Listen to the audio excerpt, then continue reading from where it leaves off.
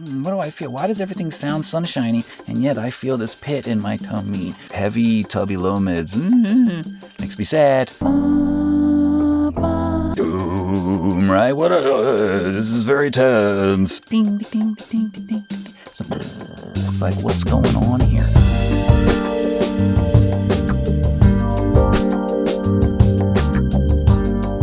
Welcome to Kush After Hours. My name's Gregory Scott. Tonight, the moment many of you have been waiting for, gonna critique some of your productions. Gonna get into a little bit of engineering, gonna get into low mid bloat, gonna get into movement, gonna get into width, and we're gonna get a little bit into theory there. I'm not gonna bore you with the theory. Sometimes, stuff matters. So, without further ado, let's just dive right in. All right, first up in the hot seat, we got Brandon D with Golden Lights. Let's see what we got.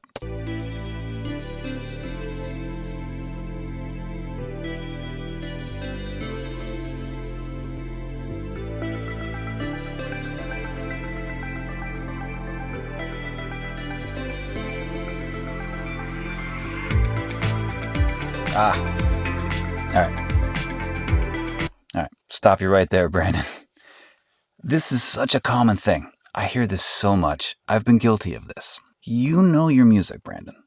We all know our music so well. This is such an easy mistake to make. Here's the thing. I thought I knew where the one was when this song started off, and I was wrong. And I got a little confused as more elements came in that rhythmless intro. Not rhythmless, but the beatless intro. And I think, let me try to identify why here. What the hell? Okay. All right. So you got a refrain, a theme, a melody that ba ba ba ba. That happens on the one end. So one right? But try to imagine you've never heard this song before, right? What's the first thing you hear there? You as a composer, mixer, producer, arranger, I'm guessing all those things. You hear the bass line, which defines the one for you. I don't hear that. I hear that melody. So that melody for me becomes the one.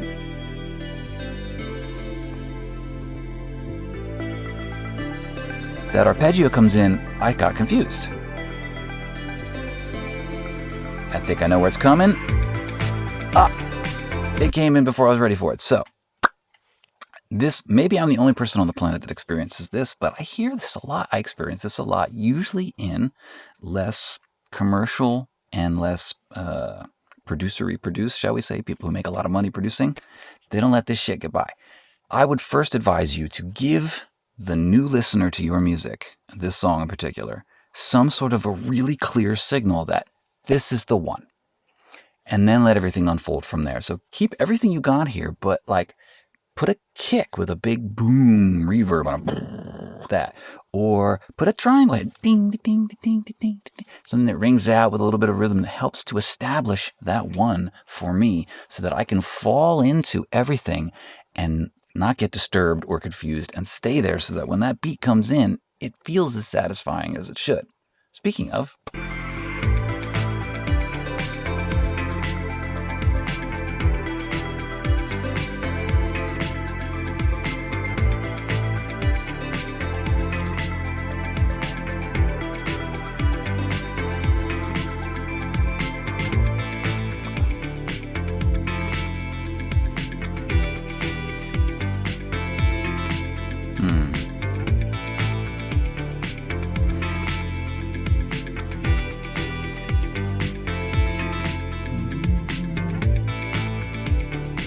Okay. I want to be crystal clear. This is a great production. You've done a fantastic job. The mix, I got one issue with this mix, and we'll get into that. I don't want to get lost in the technical in this show. But there's a technical thing I got with this mix. But before we get into that, I actually got a musical bone to pick, which is that I kind of don't know what the emotional space is or how I should be feeling about what I'm hearing. And what I mean by that is that musically, what you've got set up, okay, hang on. Shit. Was not planning on doing this, so You're just going to have to hear my Rhodes in the air through the vocal microphone that I got. What are you doing here?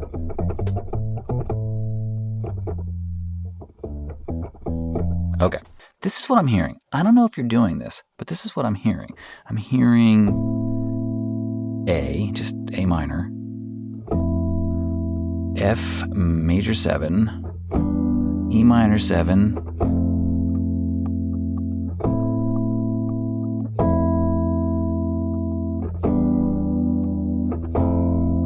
okay, so,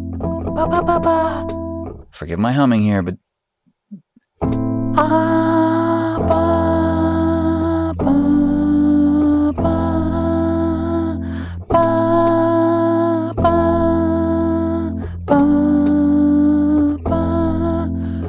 that's the tonality that I'm hearing over and over and over in this music.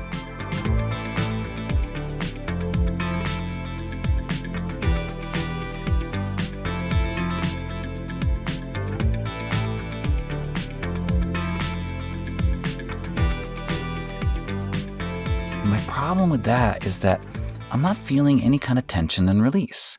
Tension and release is absolutely critical to keeping the listener interested and engaged, hooked, wanting more. Because you just think about it. You're just like, something's happening. We're building. Feels so good to let that go.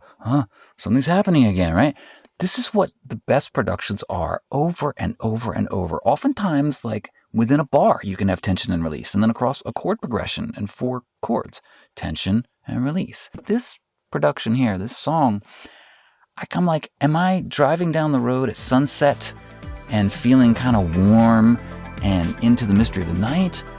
Or am I like feeling a little broody and sad because my breakup just happened, but I'm trying to redeem it and maybe there's hope at the end of the tunnel? I don't really know what's going on here thematically. And a lot of that has to do with this is kind of what you're doing over and over and over. That's the melody and the bass. That's all this is.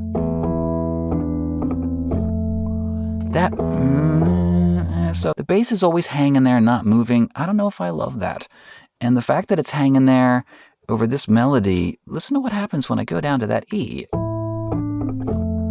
Right?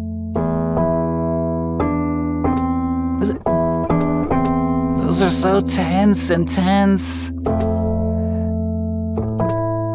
I'm just not like, something about the melody and the way it's playing with the bass.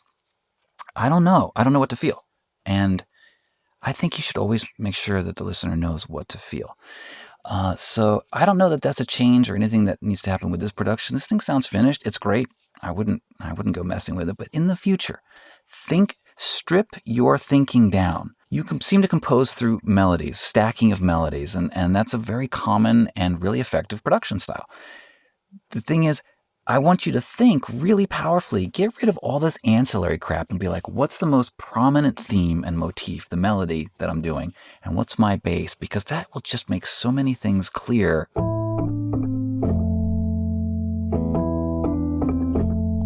That didn't go anywhere. And we're going to hear that a lot here. So that is what I would fix compositionally. And then let's talk about the mix, which I love, but I think there's one thing getting in your way, and let's just pull up a generic EQ and see what's going on here. Yeah, there it is. All right, so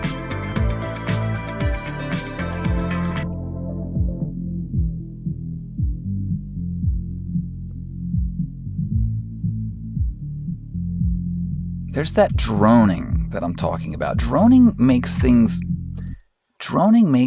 emotionally heavy. So when a bass, which is like literally the heaviest sound going, when the bass is just like,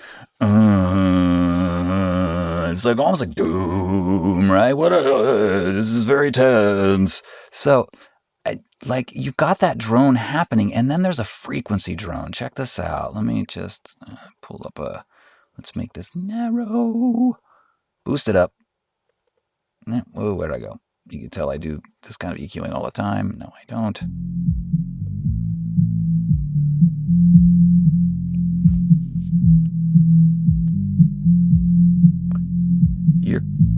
your kick, and especially your snare and that bass, the snare and the bass live in this frequency, like somewhere between 160, I don't know, maybe 170, a little closer to. Yeah. That's just, man, you got to clean that up in the mix, because that is making this song like, I don't know, it's adding a weight to something that's otherwise really groovy. And so people who have more bass-rich systems are going to feel that. Doesn't mean they're not going to love the song, but this is just one of those like details. We got to get into the details here. If you're looking for that last 5% on your production,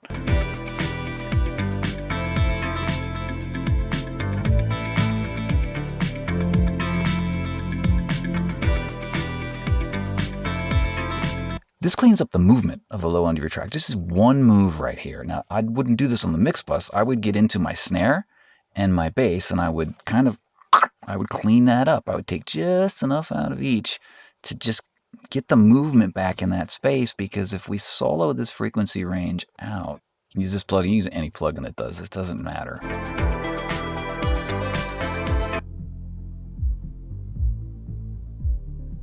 That's the story of your low end. I get it. It's all about the kick drum. I get that.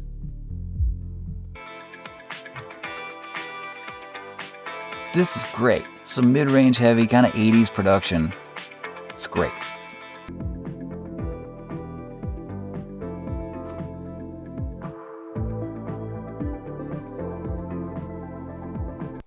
That's not moving. This is your lower mids, man. They're not moving. So you got to clean that up if you do nothing else. And that's my strong advice. So in terms of cleaning this production up, I would absolutely just clean up those low mids to get every frequency range moving and grooving. Each one can have its own groove, and oftentimes they do. They have their own story, all these frequency ranges. But they got to be moving, and your low mids, heavy, tubby low mids, makes me sad. And yeah, thematically, that's more of a note for the future. Figure out how your melodies relate to the bass line and the tension and the release factor there, and make sure that you're always releasing tension. If you're creating tension like this, you gotta let it go. Otherwise, we're just like, what do I feel? Why does everything sound sunshiny, and yet I feel this pit in my tummy, right? That's gonna happen for a lot of people on some level. So help them out with that. And then, for the love of God, define your one when the song launches. That is just, I can't stress that enough, because a lot of times when that full thing kicks in and people are like, you'll just lose like 10, 15%. And I made that statistic up out of thin air, but I'm telling you, you're going to lose people by the time the full thing kicks in, because they're just like, what's going on here? So thank you, Brandon, for putting yourself in the hot seat, for submitting this production, which I think you did a great job. Just, get in there with the gears a little bit, monkey around, do what you do. I hope that was helpful to you in some way, and I definitely hope that it was helpful, or at least interesting, to the rest of you in your own productions. And if you're looking for more of this, have no fear, because I really enjoyed doing this. I found it tremendously enlightening. And you don't need to submit any more songs to me, because I got 1,500 submissions. So I have more than enough material to keep me busy for a long, long time. And if I do need some more, I will certainly let you all know. But in the meantime, thanks for playing. Thanks for hanging out. My name's Gregory Scott. This has been Kush After Hours. See you soon.